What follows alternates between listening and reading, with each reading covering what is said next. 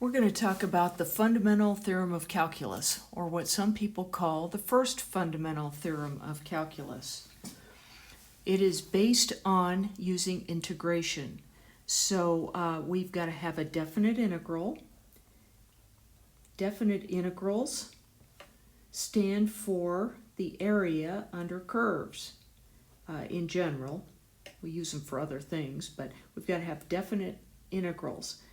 They look like this: a to b, f of x, dx. And what you have to do is you have to undo the derivative that is sitting here. This is a derivative of something. So let's say that it is the derivative of a capital F of x function. So if we say that f prime of x, capital F prime of x, is equal to f of x, then what we can do to take the integral is we are going to undo the derivative, or take the antiderivative, as it's often called. So what we need to do is deal with the fundamental theorem of calculus, and it allows us to find the value of this integral. Now, if capital F of x is the original function that we took the derivative of to get lowercase f of x, then what we're going to end up doing is we're going to end up having a and b f of x dx.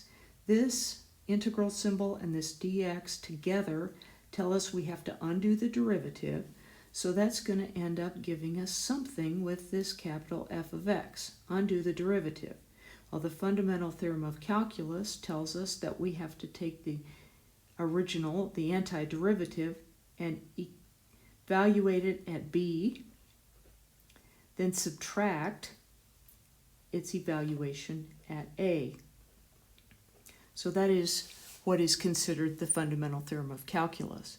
Now notice there are no plus c's. If you had a plus c, then you would subtract your c and it would go away, so it's not involved in this at all. And normally you get numerical answers for these.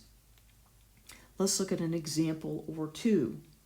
Here is one example. I'm going to take x squared dx and evaluate it between 0 and 3. Why don't we do that? Now graphically, what we've got is we've got a graph.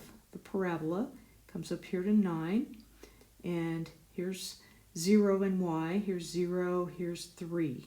I'm going to suggest that that's 3. So we want the area under the curve. We want that area. And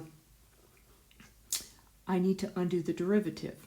Let's use the reverse power rule.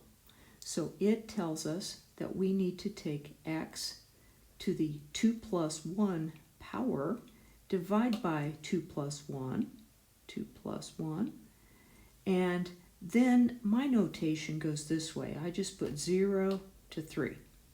So now I simplify a little bit. That gives me x to the third over 3 from 0 to 3, which, using the fundamental theorem of calculus, I evaluate the first part at 3, so 3 to the third over 3, and then minus the a value to the third over 3, which gives us 27 over 3 minus 0 over 3, which is 27 over 3, or 9.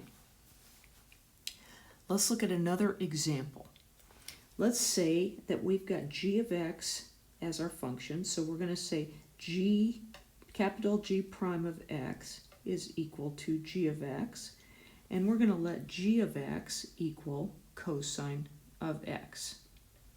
So if I need the integral from 0 to pi over 2 of the cosine of x dx, then I need to take the antiderivative of the cosine of x.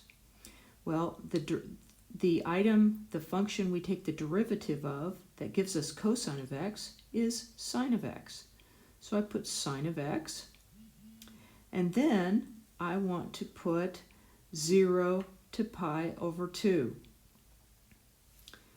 So this is the b value, this is the a value. So this ends up giving me the value sine of pi over 2, sine of b, minus sine of a. Well, the sine of pi over 2 is 1. The sine of 0 is 0.